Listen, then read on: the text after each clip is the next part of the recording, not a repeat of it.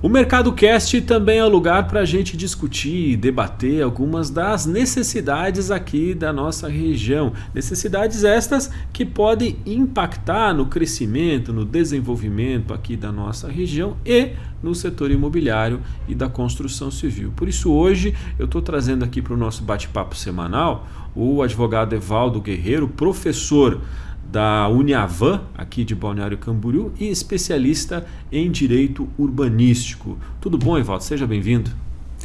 Bom dia, Marcos. Bom dia a todos os nossos telenautas que nos ouvem, que nos veem. É uma alegria poder estar aqui para a gente discutir justamente esse tema que envolve diretamente o setor imobiliário aqui da região. Por que é importante que a gente trate, por exemplo, da questão mobilidade de uma forma séria, com planejamento, né, para que a gente garanta, né, o crescimento, ou melhor, garanta a continuidade desse ciclo de crescimento que a gente vive? Marcos, eu posso avaliar essa situação de vários ângulos, vamos dizer assim. Mas observando ele a partir do enlace jurídico, que é aquilo que eu me proponho, nós podemos observar que o processo de mobilidade, assim como está diretamente relacionado o saneamento, os resíduos sólidos, eles são integrantes de um processo de qualidade de vida que se dá no âmbito das cidades. E numa convergência dessas cidades há uma característica de sustentabilidade. Ela não pode produzir, vamos dizer assim, uma poluição ou efeitos nocivos à própria vida humana mais do que o processo de qualidade que ela se propõe a ofertar. Se a gente casa isso com o processo de crescimento e desenvolvimento da nossa região, nós vamos perceber, por exemplo, que quem está vindo, e o censo agora demonstrou isso, quem está vindo para a nossa região, quem se propõe a comprar os imóveis na nossa região, procura qualidade de vida. Então, se nós não tratarmos destas questões, dentre elas a mobilidade em conjunto, nós temos uma tendência a prejudicar processos de qualidade de vida. Afinal de contas, quem é que quer ficar preso no trânsito 2, 3 horas para poder sair do seu trabalho e chegar na sua casa? Ou perder mais tempo no trânsito do que no lazer?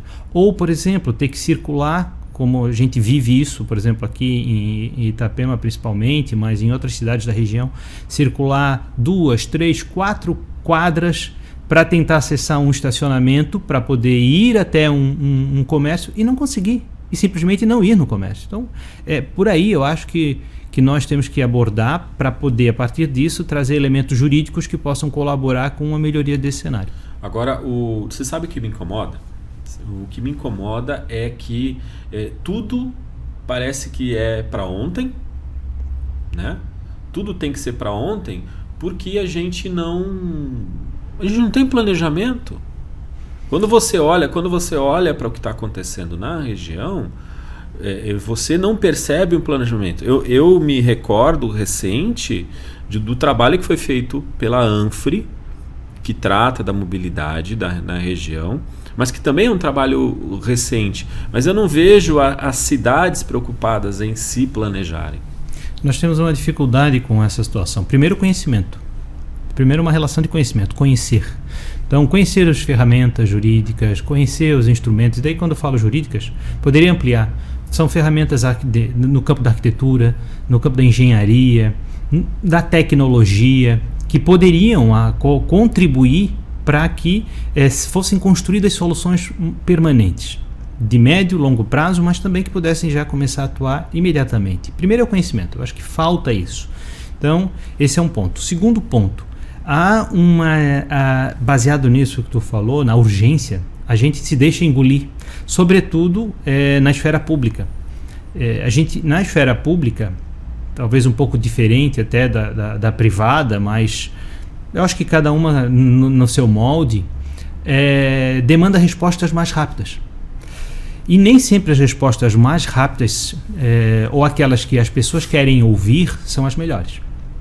Nós temos hoje um grupo de pessoas debatendo uma rodovia paralela à marginal BR-101. certo? Num valor de 6 bilhões, mais ou menos, que pudesse colaborar com a situação do trânsito atual, da BR-101, para dar um exemplo. Se isso surgisse como um passo de mágica, talvez fosse útil. Estrala-se o dedo, a rodovia está pronta. O trânsito se divide, a gente ameniza o problema. Se nós pararmos para pensar que isso vai levar aí seus 20 anos para ficar pronto, nós, primeiro, que não temos esse tempo. Segundo, que daqui a 20 anos isso vai estar superado. Essa saída que está se buscando agora é uma saída que vai estar totalmente defasada.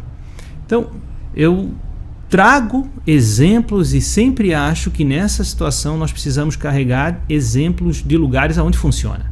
Onde funciona, geralmente não é fazendo estrada, é melhorando o transporte coletivo, criando modais alternativos.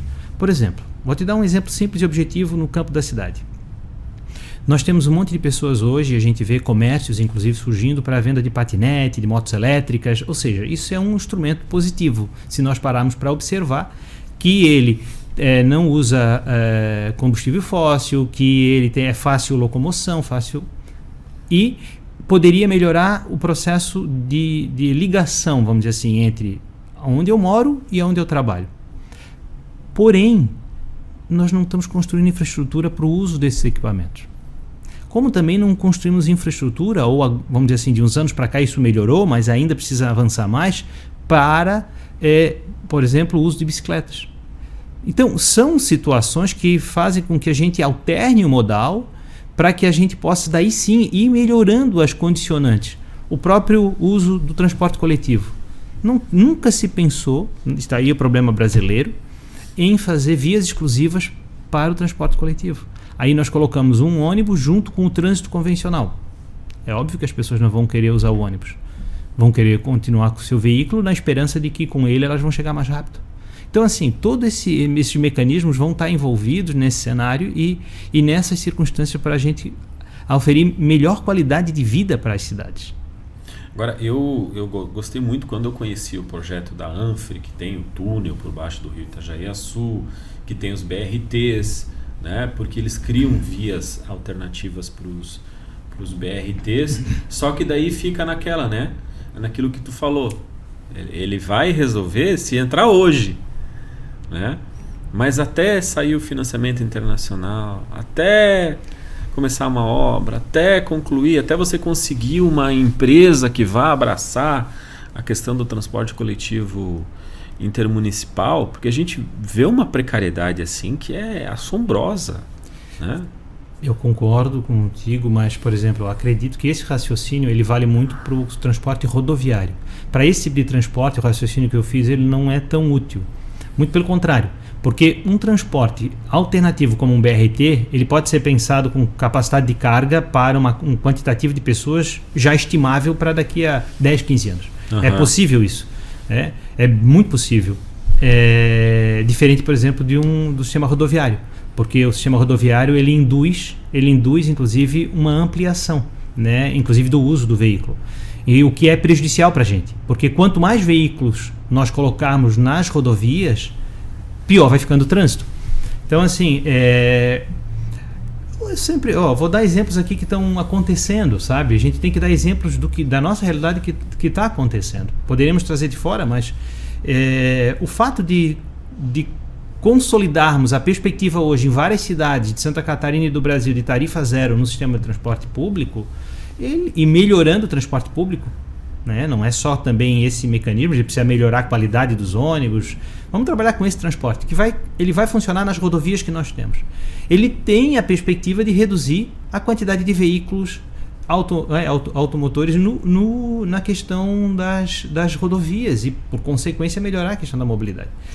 Outro fator, daí a gente pode pular e fazer uma grande mudança, e dar um exemplo que está surgindo aqui perto, o Viva Parque. Qual é a ideia do Viva Parque como um lugar de moradia e trabalho? É as pessoas poderem morar e trabalhar no mesmo ambiente. Então, assim, nós temos que começar a pensar isso. Não é fazer com que o nosso trabalhador tenha que vir lá da Canelinha.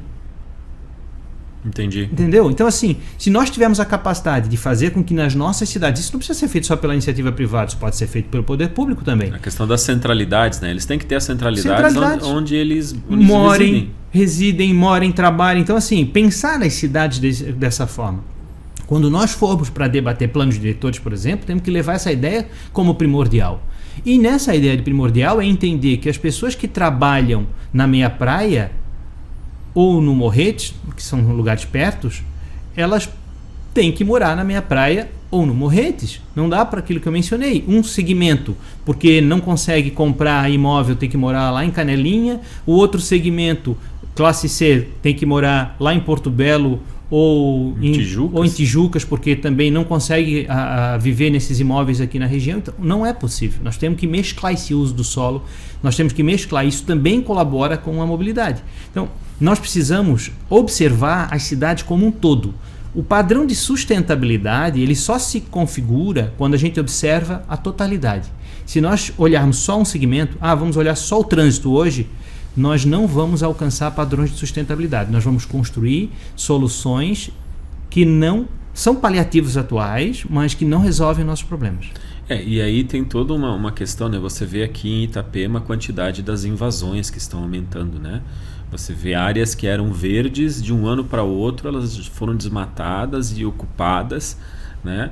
E o que não está se percebendo é justamente a junção dessa realidade com a realidade do crescimento da cidade, né? Porque se eu não tiver, que nem você falou, uma obra, um condomínio de interesse de fato social nessas áreas onde está colocada a centralidade, e isso vai continuar acontecendo. E aí a gente vai ter um impacto na mobilidade urbana, né? Total. E daí tu traz outro elemento do ponto de vista da qualidade, não só na mobilidade, mas uma ocupação irregular numa área verde ou proibida ou numa área pública sem qualquer tipo de infraestrutura traz problemas de sustentabilidade para toda a cidade.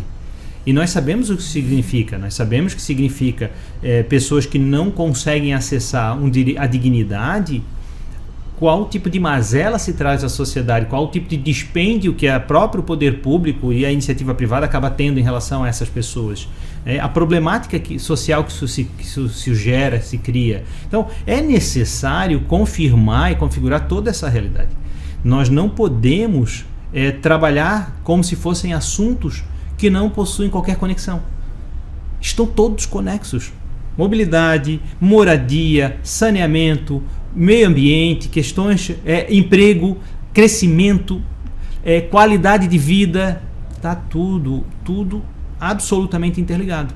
A solução de simplesmente criar locais aonde determinados grupos sociais não podem acessar não é a melhor solução. Isso, do ponto de vista planetário, nós podemos até afastar as pessoas no primeiro momento da nossa proximidade, tirar morador de rua, isso inclusive é ilegal, mas tem alguns que fazem essa prática, tirar morador de rua de perto, tirar pobre de perto.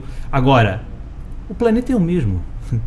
Hoje há uma interligação. Processo de configuração de poluição, por exemplo, hoje a mata queima no Canadá e afeta a Europa, que é do outro lado do Atlântico.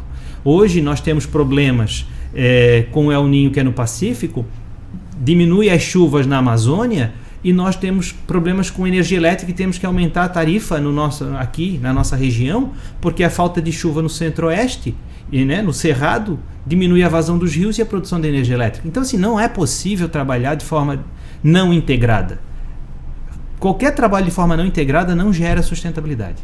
Mas essa parte da moradia me parece aqui para a nossa região algo tão importante quanto você garantir que as pessoas tenham o direito de circular de uma forma livre. Porque assim, de onde vem o trabalhador? Onde está morando o trabalhador, que é o motor dessa indústria da construção civil hoje, né? A gente, se não me engano, só em Itapema são 7.000 trabalhadores, né? É um dos maiores contingentes do Brasil em termos de funcionários com carteira assinada no mercado da construção civil. E onde que esse povo está morando? E daí que está. Nós precisamos sempre observar pelo ponto de vista da dignidade. Mas se nós observarmos também pelo ponto de vista econômico, acaba de trazer um elemento determinante. O custo dessa força de trabalho. Quanto mais próxima, menor, vamos dizer assim, a possibilidade de acidentes, menor as possibilidades de desgaste da própria pessoa ou a felicidade dela na relação do trabalho. Quanto mais longe, pior. Então, fora a questão da elevação dos valores e tudo mais, mas assim, óbvio que, como eu mencionei, precisamos sempre observar do ponto de vista da dignidade, fazer com que pessoas, porque elas estão na classe A, B, C, D e E, ou uma delas, perderem a sua dignidade só pelo fato de estarem, pela condição econômica, isso é ruim para todo mundo, entendeu? É ruim para todo mundo. Lá fora, em alguns lugares, quando eu falo lá fora, em muitos lugares da Europa, principalmente, mas em outros países, por exemplo, quando se constrói um prédio, em alguns lugares, o prédio possui diversidade de apartamentos para públicos de todas as classes morais. Nós não temos essa cultura no Brasil. A gente constrói segmentos e estigmatiza, além disso. Tipo, o apartamento mais simples, que vai ser mais barato, é lá no fundo. Lá no fundo. Então, assim, esse é um problema, porque tirar esse trabalhador de perto do seu posto de trabalho, ele cria um problema em todas as áreas. Nós começamos pela mobilidade. Mas hoje nós não temos nem isso. Não. E não temos, me parece que nem o interesse de construir. Não, infelizmente, assim. E teria um mercado para isso. Teria, porque você tem inclusive programa do governo hoje financiando, disponível para isso. Tem mercado. Hoje tem um segmento social que demanda isso. Tem mercado, tem um segmento social que demanda isso. Seria fundamental para os outros segmentos, inclusive. Seria fundamental e seria fundamental para a cidade. Com esse tipo de oportunidade, nós evitaríamos as ocupações desordenadas, as invasões. E, por exemplo, o nosso Congresso de Direito Urbanístico, que nós vamos tratar agora, eu vou participar de um painel junto com o Procurador de Justiça, o Paulo Locatelli, e a nossa Presidente Nacional da Comissão de Direito Urbanístico, a Daniela Libório, sobre justamente o processo depois de regularização. A gente sempre corre atrás do problema. Ao invés de criar solução antes para que o problema não aconteça, e claro, isso é um pouco da nossa cultura, né? Se nós observarmos, o brasileiro tem um pouco disso. A gente ainda tem, uma parte dessas áreas que estão sendo ocupadas, que estão sendo invadidas, a gente ainda tem a própria área que foi invadida, ela já tem um imbróglio lá que não foi resolvido do ponto de vista de regularização fundiária. Sim. Isso aqui no litoral é a coisa mais comum do mundo. Né? E nós temos um problema ainda que vai um pouco além no litoral, que é a conversão das áreas rurais em urbanas. Então, assim, quando isso demora, ou quando isso não é feito com um planejamento, há todo um processo de parcelamento irregular daquela área. As pessoas não vão deixar de morar. Eu sempre menciono isso. Elas não vão deixar de morar. Elas não vão deixar de procurar um padrão mínimo de dignidade, de ter energia, de ter água, de ter... Às vezes não vão conseguir, o que vai retirar delas da dignidade. Mas elas não vão deixar de procurar, pela condição. E daí, vamos além, aluguéis caros, muito elevados, valores altíssimos. Por quê? Porque nós temos aqui muitos imóveis que são para a temporada de verão, certo? Seja para aquele que vem, que é seu, seja para locação. E isso, eu acredito que não há qualquer problema do ponto de vista da nossa organização de sociedade. Agora, isso acaba elevando os outros valores, o aluguel do ano inteiro e todas as demais situações que a gente você não tem oferta, né? A ausência de oferta, e não só a ausência de oferta, os preços sendo puxados para cima mesmo, né? O sujeito pode ganhar mais com um aluguel de temporada, ele não vai colocar o seu imóvel no aluguel de ano inteiro. Então, entra mais uma vez na oferta. Eu já mencionei isso em outros momentos, né? O que se faz do ponto de vista da razão de mercado, na Europa.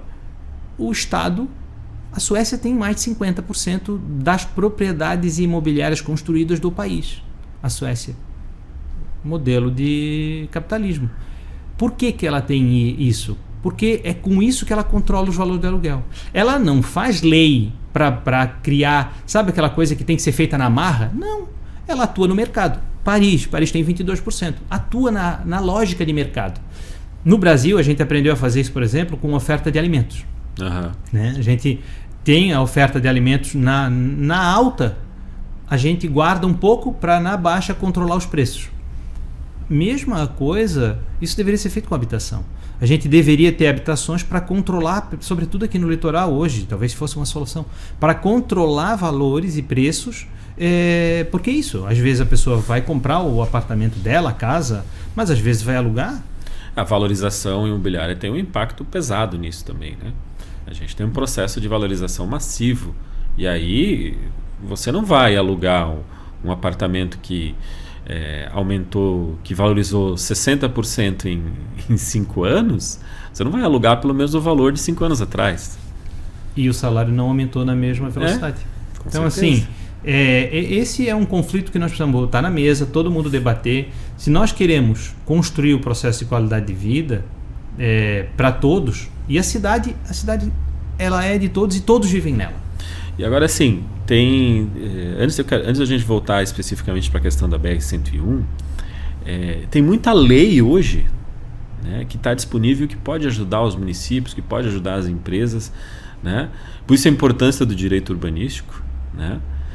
Só que eu vejo isso que não é aproveitado, que não é utilizado, né? A própria questão, por exemplo, da outorga onerosa, né? Ela poderia ajudar em uma série de coisas, mas hoje ela parece que só está ajudando o caixa da prefeitura. Eu menciono assim, os instrumentos do Estatuto da Cidade, quando eles surgiram, na década de 90, principalmente nos anos 90, quando eles foram propostos no projeto de lei, os empresários eram contra. Totalmente contra. Levou 11 anos para o Estatuto ser aprovado. Muitos tiveram que entrar em prática primeiro em algumas cidades para o empresariado urbano, os donos de terra, e entenderem que eles também ajudavam a construção civil, por exemplo. E é isso que nós estamos mencionando.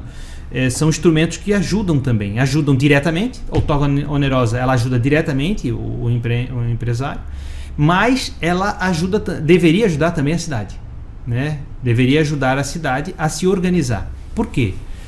Quando há aumento de adensamento populacional, preciso melhorar a infraestrutura. E esse valor é para isso, para melhorar a infraestrutura.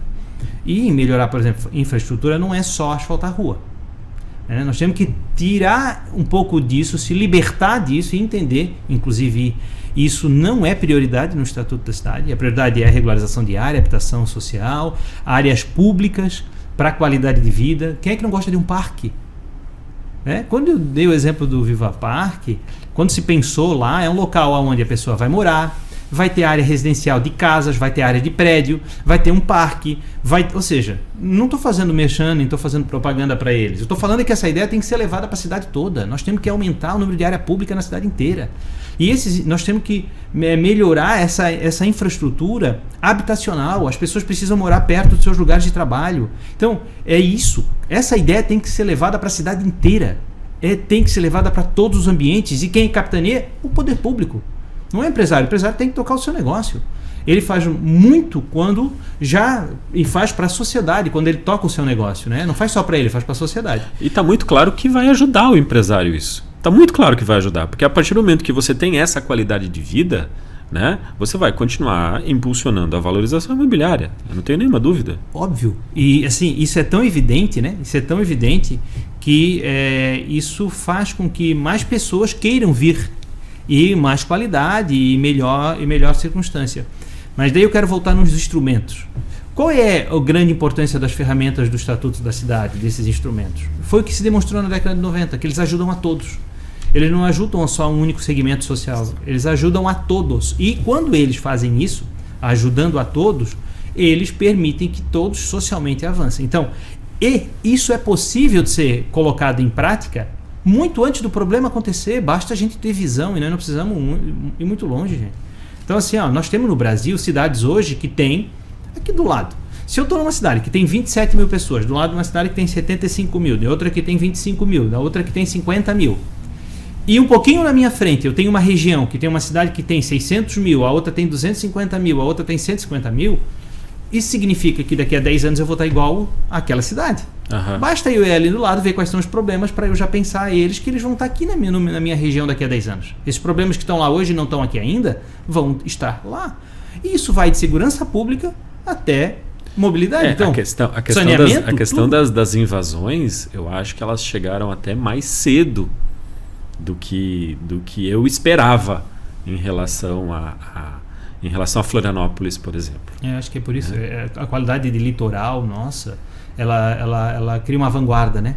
Porque assim, por exemplo, ao mesmo tempo que nós temos vanguarda e padrões de excelência na construção civil hoje, por exemplo, dentro da questão de design de interior, ou seja, nós vivemos uma região que está, vamos dizer assim, sendo exemplo para o Brasil em uma série de áreas. Inovações tecnológicas absurdas. Estava vendo um dado que falava de Florianópolis e Balneário Camboriú como áreas que estão aumentando a quantidade de carros elétricos. Mas assim, ao mesmo tempo, essa vanguarda também vem para as coisas ruins. Ela não acontece só nas coisas boas. A gente finge que não vê as ruins, né? Ou tenta botar embaixo do tapete, né? Tenta botar embaixo do tapete e afastar de perto de mim e dizer que o problema não é meu. E daí entra a questão, como falasse, das ocupações. A pessoa veio de um certo lugar para a nossa região para trabalhar. Chegou aqui, ele encontrou o trabalho. Mas o trabalho que ele encontrou e o salário não é compatível com o aluguel. O que ele vai fazer? Ele vendeu o negocinho dele lá, que era de valor muito menor, e trouxe junto com ele 50 mil, 80 mil. Aí aqui criou-se uma rede em alguns lugares, né? Uma rede de grileiros e de falsos profetas que vendem soluções fáceis. As pessoas não têm noção de que um imóvel precisa ser comprado com escritura, matrícula. Elas acham que contrato particular compra. Se compra contrato particular, compra apartamento na beira da praia, por que contrato particular não pode comprar um pedaço de terra ali naquela região, onde do outro lado aparentemente está toda legalizada? Eu estou de um lado do rio, do outro lado está lá toda legalizada na minha visão. Tem energia elétrica, tem rua, está calçado e tal. Desse lado também pode vender então. E o sujeito vai lá e compra por 50 mil. Né? O que para ele esse valor é muito alto, porque foi o valor que veio na cidade dele. Ele ainda não se adaptou com a nossa realidade. Aí o sujeito chega, tempos depois está numa região irregular, o município não liga a luz, o sujeito não consegue ter coleta de lixo, não consegue drenar água, quando chove é aquele lamaçal. Ou seja, pior que isso, né? É alvo de uma reintegração de posse, é alvo de uma ação de despejo, uma mão na frente e outra atrás. Tudo isso. Né? Então, porque me parece também que além disso tudo ainda tem a falta de uma política de assistência social, né? Que também tem um impacto nisso. Né? Quando eu falo que nós temos que pensar a cidade na totalidade, numa integração geral de todas as áreas, é por causa disso. Né? Agora, isso que eu menciono, se nós observarmos os instrumentos do Estatuto da Cidade, do Estatuto da Metrópole, né? Eu falo Estatuto da Metrópole agora para entender a interligação que as nossas cidades têm. Né? Então, assim, não é só ficar no âmbito local, eu tenho que interligar. Nós precisamos observar que temos ferramentas e instrumentos para... Não é resolver como passe de mágica, isso não existe, esse tipo de solução. E assim, jurista não pode vender solução mágica. A gente precisa construir legalidade. Construir legalidade e segurança jurídica para todos. O que eu estou mencionando é que esses instrumentos precisam ser melhor aproveitados dentro dos processos de revisão de plano diretor. Então, a gente faz zona especial de interesse social aqui depois da área estar ocupada. A gente não faz zona especial de interesse social para naquela região ter uma moradia mais barata. Sabe? Antes de acontecer o processo. O que deveria, o que é muito mais lúcido. Não, a gente espera a ocupação acontecer. Vem a pressão social, vem o embate, vem a disputa, Ministério Público, e vai lá e regulariza. Daí cria a zona de interesse social lá no plano diretor, para depois constituir o processo de regularidade, tentar, né, e esse é um pouco do painel que a gente vai estar lá, tentar uma regularidade edilícia, tentar um processo de compensação, né, um processo de compensação para que em outros lugares o que faltou lá se complemente aqui. Lá era uma área verde ou uma área pública, então vamos ter que complementar a cidade. Ela vive dessas, vamos dizer assim, dessas situações conjuntas, coletivas, que são sociais, não só individuais também, mas sociais. Então vou precisar criar essa complementação. Tá, tudo bem, por que não fazer isso antes? Por que não pensar isso antes? Não pensar que esse bairro que hoje tem 5 mil, daqui a 10 anos vai ter 10 mil. O censo está mostrando. Então, o único lugar, acho que do Brasil, um dos poucos lugares do Brasil que não tem a diminuição que a população geral está tendo, é o nosso litoral. Ele só vai aumentar durante muitos anos ainda, a nossa população só vai aumentar. Então, a partir do momento que isso está dado, nós temos aí mercado pela frente, muito mercado consumidor, né? Então, assim, tem produtos a serem vendidos, e esses produtos a serem vendidos precisam ter padrões de qualidade para todas as faixas sociais. Para quê? Para nós criarmos padrões de sustentabilidade. E daí eu intervenho dessa forma na mobilidade, eu vou intervir em saneamento, eu vou intervir na empregabilidade, na qualidade, eu vou intervir em tudo. Está bem claro que o empresário hoje da construção civil, que ele quer garantir futuro para os empreendimentos dele, ele tem que se envolver nessas questões. Se eu fosse empresário, um pouquinho do meu tempo, né? Eu sei que muitos deles fazem muito trabalho social, mas um pouquinho do meu tempo de trabalho social seria nisso. Eu estaria pensando em mim, pensando no outro, né? Mas claro, isso é só um conselho. Dizem que conselho não se dá, né? Uhum. Então assim, mas eu digo, se fosse eu, né? Eu inclusive me envolvo, mesmo não sendo. Me envolvo porque eu acredito nisso, né? Acredito que a gente precisa estar lutando incessantemente pela organização das nossas cidades, sob pena de perder o controle generalizado. E daí é isso, vamos criar algumas pequenas ilhas, alguns vão se salvar, mas a maioria vai viver num inferno na Terra, né? Então, assim, como em muitas cidades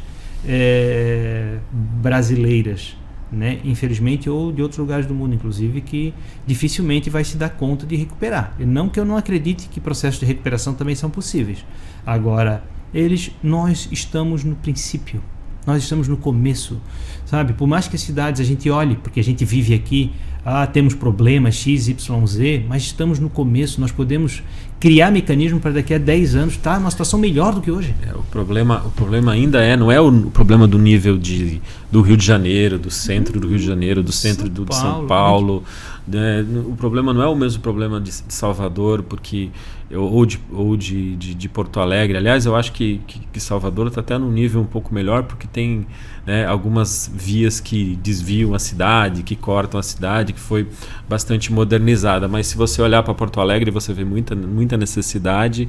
São Paulo tem se investido muito na questão dos metrôs para tentar mudar essa realidade da dificuldade de andar, né? Mas aqui a gente tem a oportunidade de fazer acontecer. Marcos, tu traz uns exemplos e eu vou dar um exemplo no sentido contrário. De todos, quem está melhor? Curitiba. Uhum. Por quê? Porque teve pessoas lá atrás, gestores, empresários, sociedade civil organizada, que pensaram juntos uma cidade que precisava ter só aquele sistema de ônibus que eles têm. Só que o sistema de ônibus já torna eles muito melhor do que todas as outras cidades do mesmo tamanho e porte. Eu não estou dizendo que são perfeitos, não estou dizendo que não tem problemas. Hoje tu vai falar com um curitibano, ele vai te falar de um monte de problema e acha que é verdade, está cheio de problema. Mas a perspectiva que foi se criando é um pouco diferente. E nós podemos trazer esses exemplos. Tira o sistema de ônibus deles para ver, né? A cidade viraria um caos. Uhum. Viraria um caos. E se esse sistema de ônibus não fosse... Quando esse sistema de ônibus foi previsto, Curitiba era maior que Florianópolis. Já era maior que Florianópolis. Então, assim, sabe? E se nós observarmos que nós podemos avançar, falasse agora, o exemplo, o plano de mobilidade, que a Anfri tem debaixo do braço, que está conduzindo a algumas já, vamos dizer assim, benfeitorias, que demoram um pouco, porque são obras de infraestrutura e tal, mas que, em acontecendo, e daí sim, temos...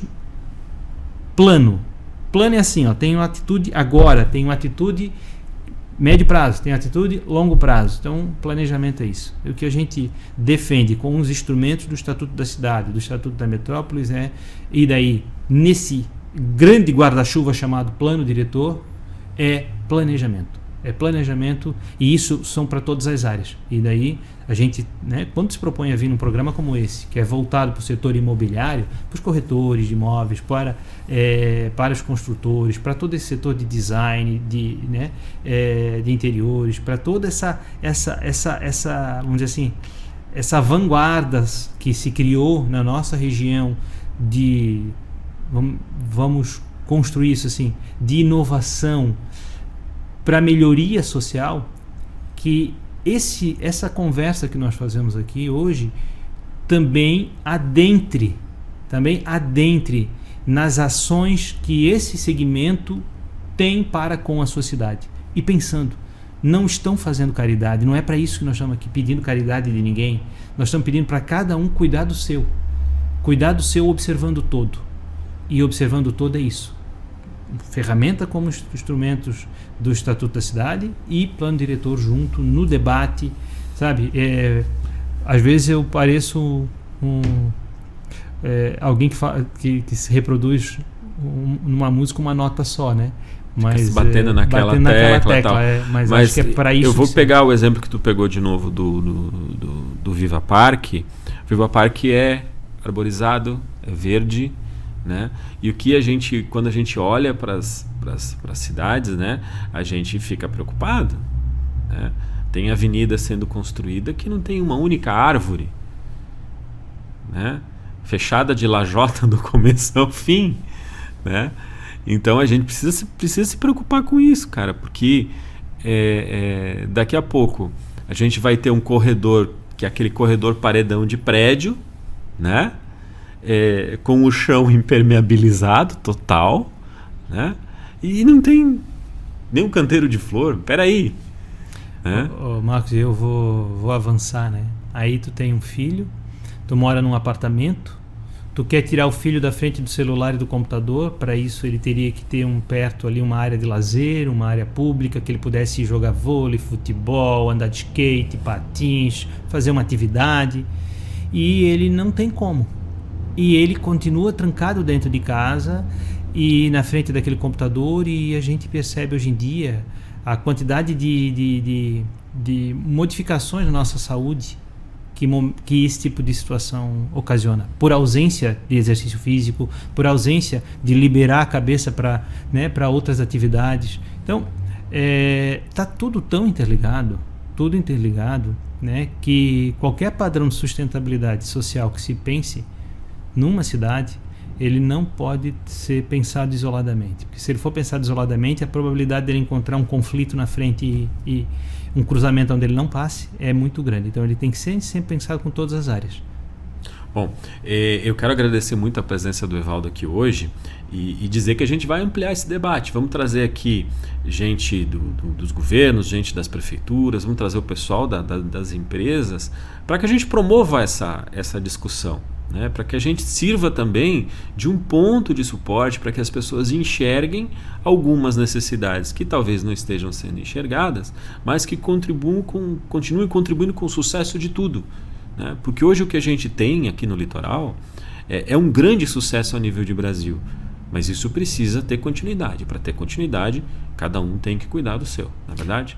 É verdade, e assim, se nós pararmos para observar, inclusive, a configuração do conceito de sustentabilidade, Marcos, ele advém justamente da lógica de que o crescimento econômico, para poder continuar, ele tem que se converter em desenvolvimento, ou seja, adquirir padrões de qualidade. Nós estamos fazendo isso na nossa região, mas já estamos tendo esses conflitos que estão nos apresentando, mobilidade, saneamento. Para continuarmos, precisamos reequacionar. E é esse debate que tu estás falando que a gente pode estar contribuindo, fazendo para ir reequacionando, vamos dizer assim, com o poder público, com a iniciativa privada, com a sociedade em geral, mas criando a concepção social. As pessoas assimilando o conteúdo, entendendo como o significado dessas ferramentas jurídicas, desses instrumentos podem auxiliar, e às vezes isso, de outras áreas de conhecimento, arquitetura, engenharia, tecnologia, para que nós tenhamos esse aperfeiçoamento social e mantenhamos a nossa qualidade de vida, que olha, estamos começando...